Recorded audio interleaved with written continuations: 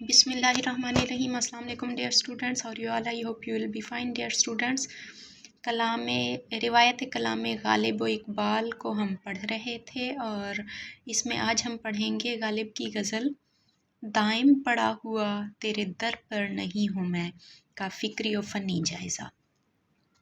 یہ غزل اردو کے معروف شاعر اسد اللہ خان غالب کی ہے، جو اردو اور فارسی کے سب سے بڑے کلاسیکی شاعر، نثر نگار اور فلسفی ہیں۔ انہوں نے غزل کو مشکل پسندی، گہری فکر اور نئی جہت سے مالا مال کیا اور اسے زندہ جاوید بنا دیا۔ غزل کا مرکزی خیال۔ اس غزل میں غالب نے انسانی عظمت، خودداری اور وجودی کرب کو موضوع بنایا ہے۔ ان کے نزدیک انسان گوشت پوشت کا لوتھڑا نہیں ہے یا بے جان شے نہیں ہے، بلکہ احساسات رکھنے والی ہستی ہے۔ غالب کا اصرار ہے کہ وہ زمانے کی ٹھوکروں یا گردش ایام کے لیے کوئی بے وقت چیز نہیں، بلکہ اپنی انفرادیت اور رتبے میں اہم مقام رکھتا ہے۔ المختصر، یہ غزل ناقدری عالم کے خلاف ایک باوقار احتجاج ہے۔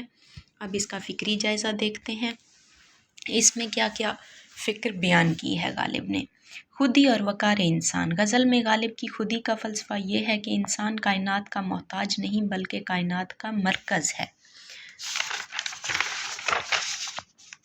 وہ زمانے کے سامنے سر جھکانے کے بجائے اسے چیلنج کرتا ہے اور اپنی انسانیت کو اپنی سب سے بڑی سند قرار دیتا ہے۔ غالب کا ماننا یہ ہے کہ انسان کی خودی اس کے احساس زیاں میں پوشیدہ ہے۔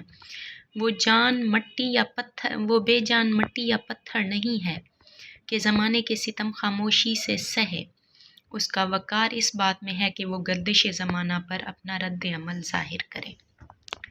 کیوں گردش مدام سے گھبرا نہ جائے دل، انسان ہوں پیالہ و ساغر نہیں ہوں میں۔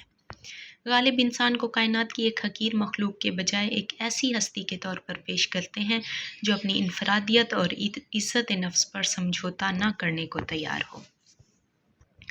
گردش زمانہ اور تقدیر سے شکوہ۔ گردش مدام، مسلسل گردش سے گھبرانا انسانی فطرت ہے۔ غالب یہاں واضح کرتے ہیں کہ وہ مٹی کا بے جان پیالہ نہیں ہے جس میں گردش سے تھکن نہ ہو۔ زندگی کی مسلسل مشکلات اور آزمائشیں انسان کو بے جان کر دیتی ہیں۔ غالب یہاں انسانی کمزوری کو فطری قرار دیتا ہے۔ یا رب زمانہ مجھ کو مٹاتا ہے کس لیے، لوحے جہاں پہ حرف مقرر نہیں ہوں میں۔ یہ شعر وجودی سوالات کو جنم دیتا ہے کہ انسان کی اہمیت کیا ہے اور وہ کیوں نظر انداز کیا جاتا ہے۔ حد چاہیے سزا میں عقوبت کے واسطے، آخر گناہ گار ہوں کافر نہیں ہوں میں۔ یہاں غالب انصاف کی بات کرتے ہیں کہ سزا میں بھی اعتدال ہونا چاہیے۔ تصور عشق۔ اس غزل میں غالب کا تصور عشق مردانہ وار ہے۔ وہ محبوب کی گلی میں سر جھکانے تو جاتے ہیں، مگر اپنی آنکھوں میں کائنات بھر کی عظمت لے کر۔ ان کا عشق انا کو مٹانے کا نام نہیں، بلکہ انا کو عشق کے ذریعے منوانے کا نام ہے۔ عشق میں ثابت قدمی ضروری ہے۔ غالب اس بات پر رنجیدہ ہیں کہ ان کی اس استقامت کی قدر نہیں کی جا رہی۔ وہ محبوب کے در پر مستقل نہ ہونے کو اپنی زندگی کی ناکامی سمجھتے ہیں، مگر اسے اپنی فطرت کے خلاف بھی جانتے ہیں۔ دائم پڑا ہوا تیرے در پر نہیں ہوں میں، خاک ایسی زندگی پر کہ پتھر نہیں ہوں میں۔ حالات سے سمجھوتا۔ حالات سے سمجھوتا ایک تلخ مگر حقیقت پسندانہ پہلو ہے۔ یہ غزل اس کشمکش کی عکاسی کرتی ہے جہاں ایک طرف غالب کی بلند پرواز انا اور خودداری ہے، اور دوسری طرف زندگی کی کٹھن حقیقتیں ہیں جو انہیں جھکنے پر مجبور کرتی ہیں۔ غالب وظیفہ خوار ہو دو شاہ کو دعا، وہ دن گئے کہ کہتے تھے نوکر نہیں ہوں میں۔ یہ شعر حالات سے سمجھوتے کی واضح ترین مثال ہے۔ غالب اپنی سابقہ خودداری کا مذاق اڑاتے ہوئے موجودہ حقیقت کو قبول کر لیتے ہیں، کیونکہ وہ جانتے ہیں کہ اب بقا اسی میں ہے کہ بادشاہ کو دعا کی جائے اور جو مل رہا ہے اس پر قناعت کی جائے۔ مادیت پر تنقید۔ غزل میں مادیت پر تنقید نہایت لطیف اور فلسفیانہ انداز میں کی گئی ہے۔ غالب مادی اشیاء یعنی دولت اور ظاہری چمک دمک کے مقابلے میں انسانی جوہر اور روحانی وقار کو فوقیت دیتے ہیں۔ ان کے نزدیک انسان کی قدر و قیمت اس کے پاس موجود مال و متاع سے نہیں ہے، بلکہ اس کے رتبے اور اس کی خودی سے متعین ہوتی ہے۔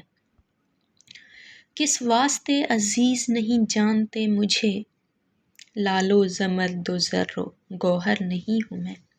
اس شعر میں غالب مادیت پرست معاشرے پر براہ راست طنز کرتے ہیں اور وہ سوال کرتے ہیں کہ کیا میری اہمیت صرف اس لیے نہیں ہے کہ میں لال و زمرد یعنی قیمتی پتھر یا زر و گوہر سونا اور موتی نہیں ہوں۔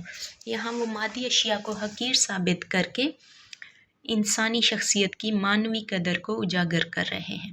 ان کے نزدیک انسان کا مادی پیمانوں سے ناپنا اس کی توہین ہے۔ فکری جائزہ۔ مرزا غالب کی یہ غزل ان کے فن تعمیر کا بہترین نمونہ ہے۔ اس کا فکری جائزہ درج ذیل نکات کی صورت میں پیش خدمت ہے۔ صنف اور حیت۔ یہ غزل اپنی حیت کے اعتبار سے روایتی ہے مگر موضوعات کے اعتبار سے جدید۔ غالب نے اس میں 9 اشعار کہے ہیں۔ غالب کی اس غزل کی جو بحر ہے وہ بحر رمل مسمن محذوف ہے، جس کے ارکان فاعلات و فاعلات و فاعلات و فاعلین ہیں۔ یہ بحر کلام میں ایک وقار اور تمکنت پیدا کرتی ہے۔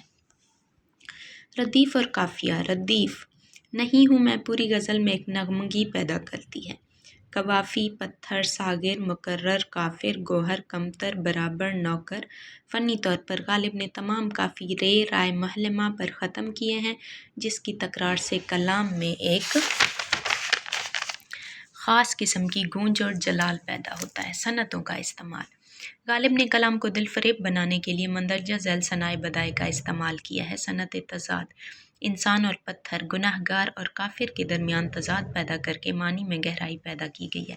میں صرف جلدی جلدی پڑھتی جا رہی ہوں تاکہ ویڈیو شارٹ سے شارٹ بنے، آپ لوگ اس کو غور سے خود ہی دیکھ لیجئے گا۔ نوٹس بنانا چاہیں تو بنا لیجئے گا۔ صنعت موازنہ: مہر و ماہ، سورج اور چاند اور آسمان کے ساتھ اپنی ذات کا موازنہ کرنا فنی مہارت کا ثبوت ہے۔ تراکیب اور استعارات: غالب تراکیب سازی کے بادشاہ ہیں۔ اس غزل میں استعمال ہونے والی تراکیب نہایت بلیغ ہیں۔ لوح جہاں: دنیا کی تختی کی ترکیب ایک وسیع کائناتی استعارہ ہے۔ گردش مدام: مسلسل گردش زندگی کی بے ثباتی اور مصائب کے لیے ہے۔ منع قدم بوس: پاؤں چومنے سے روکنا۔ زبان و بیان: غزل کا اسلوب خطابیہ ہے۔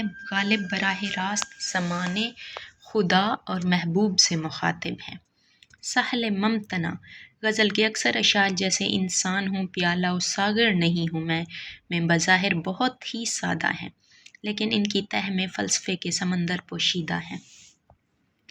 ایجاز و اختصار: غالب نے انتہائی مختصر انداز میں جیسے پتھر، پیالہ اور حرف مقرر جیسے لفظوں کے ذریعے انسانی زندگی کے بڑے بڑے المیے بیان کر دیے ہیں۔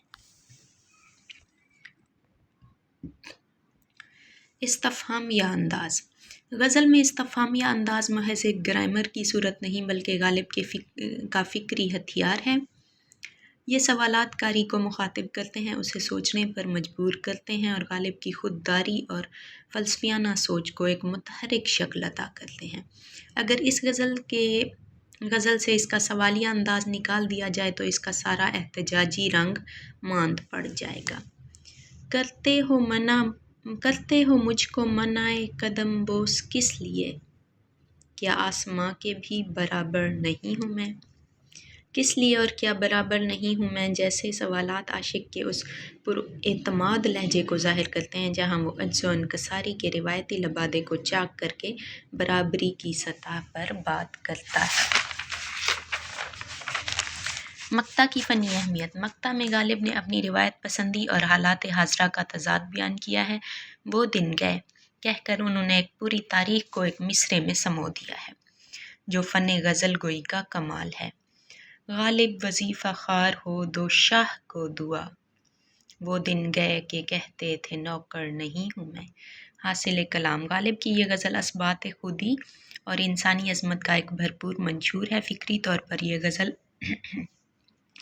روایتی قنوتیت اور بے بسی کے بجائے ایک توانا احتجاجی لہجہ رکھتی ہے۔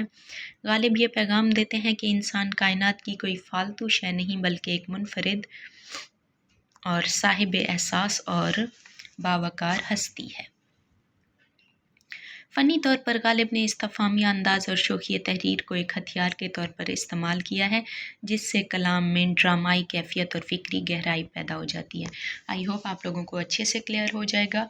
बहुत ही आसान है, और अगर मेरे इन नोट से आपको कहीं भी ज़रा सा भी फ़ायदा हो तो मुझे अपनी दुआ में लाज़मन याद रखिएगा।